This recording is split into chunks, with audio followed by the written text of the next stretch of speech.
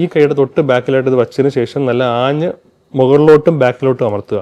ഇങ്ങനെ അതിന് ഓരോ അമർത്തലും നമ്മൾ ശ്രദ്ധിക്കേണ്ടുന്ന കാര്യം, അത് നമ്മുടെ സ്റ്റൊമക്കിന് തൊട്ട് മുകളിലായിട്ട് ഈ ഒരു പ്രഷർ വരാനും ആ ഓരോ അമർത്തലും ആ ഒരു പാർട്ടിക്കിൾ ഡിസ്ലോഡ് ചെയ്യുന്ന രീതിയിൽ സഹായിക്കുന്ന രീതിയിൽ വേണം നമ്മൾ അമർത്താനായിട്ട്. നമ്മുടെ ഡെയിലി ലൈഫിൽ എപ്പോഴും പ്രതീക്ഷിക്കാതെ ഉണ്ടാകാൻ സാധ്യതയുള്ളൊരു കണ്ടീഷനാണ് ചോക്കിങ്. അത് ഏത് പ്രായക്കാർക്കും എപ്പോൾ വേണമെങ്കിലും സംഭവിക്കാം.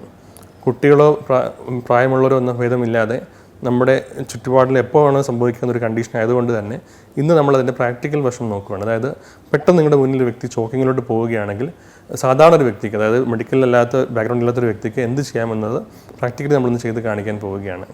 പലപ്പോഴും നമുക്ക് ഒരു പ്രതീക്ഷ തരാത്ത ഒരു സിറ്റുവേഷനാണ് ചോക്കിങ്.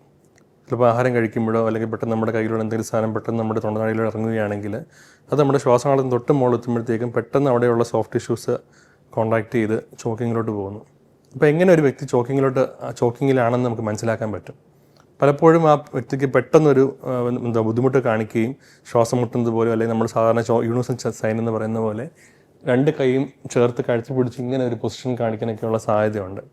പലപ്പോഴും ആ വ്യക്തിക്ക് ബോധമുണ്ടെങ്കിൽ നമ്മൾ ചോക്കുകയാണെന്ന് ചോദിച്ചാൽ ആൾ തല ഉലുക്കുകയാണ് ചെയ്യും. അപ്പോൾ നമ്മൾ എന്തൊക്കെ ചെയ്യാൻ പറ്റും? ഇങ്ങനൊരു വ്യക്തി നമ്മൾ കാണുന്ന ഏറ്റവും ഇമ്പോർട്ടൻ്റ് ആയിട്ട് ആ വ്യക്തിക്ക് ബോധമുണ്ടെങ്കിൽ അയാളുടെ ചുമയ്ക്കാൻ അല്ലെങ്കിൽ ചുമക്കുന്നെങ്കിൽ കണ്ടിന്യൂസ് സമ്മതിക്കുക. പലപ്പോഴും ചോക്ക് ചെയ്യുന്ന ഒബ്ജക്ട്സ് ചുമയ്ക്കുമ്പോഴത്തേക്കും അത് തിരിച്ച് ഡിസ്ലോഡ് ചെയ്യാനുള്ള സാധ്യതയുണ്ട്. എന്നാൽ പലപ്പോഴും ആ വ്യക്തിക്ക് ചുമക്കുന്നത് കൊണ്ട് ആ ഒരു പാർട്ടിക്കിൾ ഇറക്കാൻ പറ്റുന്നില്ല എന്നുണ്ടെങ്കിൽ നമുക്ക് ചിലപ്പം സഹായിക്കേണ്ടി വരും. അപ്പോൾ ഇനി ഞാൻ കാണിക്കാൻ പോകുന്നത് ചോക്കിംഗ് ആയ ഒരു വ്യക്തിയെ നമുക്ക് എങ്ങനെ സഹായിക്കാം എന്നതിനെ പറ്റിയാണ്. ഇതിനായിട്ട് ഞാൻ ഒരു മാനിക്കിൻ യൂസ് ചെയ്യുന്നുണ്ട്, ഞാനിപ്പോൾ അത് കാണിക്കാം. ഒരു വ്യക്തി ചോക്കിങ്ങിലോട്ട് പോയി പലതവണ ചുമച്ചിട്ടും ആ ഒരു പാർട്ടിക്കിൾ ഡിസ്ലോഡ് ചെയ്യാൻ പറ്റുന്നില്ല എന്നുണ്ടെങ്കിൽ നിമിഷങ്ങൾ കൊണ്ട് തന്നെ ഈ വ്യക്തി കാർഡിയക് അറസ്റ്റിലോട്ട് പോകാൻ ഒരു സാധ്യതയുണ്ട്. അതുകൊണ്ട് എത്രയും പെട്ടെന്ന് തന്നെ നമ്മുടെ ആ വ്യക്തിയുടെ ആ ഒരു പാർട്ടിക്കിൾ ഡിസ്ലോഡ് ചെയ്യാൻ നമ്മൾ സഹായിക്കേണ്ടതാണ്. അപ്പോൾ അതിന് ചെയ്യുന്ന മാനുവർ എന്ന് പറയുന്ന പേരാണ് ഹെംലിക്സ് മാനുവർ. അത് ഞാനിപ്പോൾ ഇവിടെ ചെയ്ത് കാണിക്കാം. അപ്പോൾ എത്രയും പെട്ടെന്ന് തന്നെ നമ്മൾ ആ വ്യക്തിയുടെ പിറകിലോട്ട് പോയതിന് ശേഷം നമ്മുടെ ഇടതുകാൽ ആ വ്യക്തിയുടെ കാലിനിടയിലോട്ട് വയ്ക്കുക. അയാളെ സപ്പോർട്ട് ചെയ്തതിന് ശേഷം നമ്മുടെ വലത് കൈ കൊണ്ട് ഒരു ഫിസ്റ്റ് ക്രിയേറ്റ് ചെയ്തിട്ട് നമ്മുടെ ആ വ്യക്തിയുടെ പൊക്കിളിന് തൊട്ട് മുകളിലായിട്ട് ഈ കൈ വയ്ക്കുക. അതിനുശേഷം മറ്റേ കൈ കൊണ്ട് ഈ കൈയുടെ തൊട്ട് ബാക്കിലായിട്ട് ഇത് വച്ചതിന് ശേഷം നല്ല ആഞ്ഞ് മുകളിലോട്ടും ബാക്കിലോട്ടും അമർത്തുക. ഇങ്ങനെ അതിന് ഓരോ അമർത്തലും നമ്മൾ ശ്രദ്ധിക്കേണ്ടുന്ന കാര്യം, അത് നമ്മുടെ സ്റ്റൊമക്കിന് തൊട്ട് മുകളിലായിട്ട് ഈ ഒരു പ്രഷർ വരാനും ആ ഓരോ അമർത്തലും ആ ഒരു പാർട്ടിക്കിൾ ഡിസ്ലോഡ് ചെയ്യുന്ന രീതിയിൽ സഹായിക്കുന്ന രീതിയിൽ വേണം നമ്മൾ അമർത്താനായിട്ട്. എത്ര തവണ ഇങ്ങനെ ചെയ്യാം.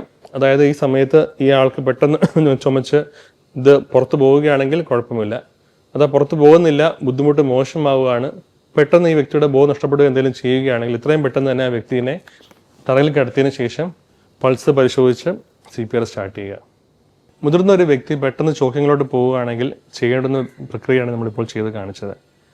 ഏത് നിമിഷം വേണമെങ്കിലും ഈ ഒരു പ്രക്രിയ ചെയ്യുമ്പോൾ പോലും ആ വ്യക്തിക്ക് കാർഡിയക് അറസ്റ്റിലോട്ട് പോകാനുള്ള സാധ്യത കൊണ്ട് തന്നെ എപ്പോഴെങ്കിലും ഈ വ്യക്തി അബോധാവസ്ഥയിലാവുകയാണെങ്കിൽ എത്രയും പെട്ടെന്ന് തന്നെ ഈ ഒരു പ്രൊസീജിയർ സ്റ്റോപ്പ് ചെയ്തിട്ട് CPR സ്റ്റാർട്ട് ചെയ്യുക.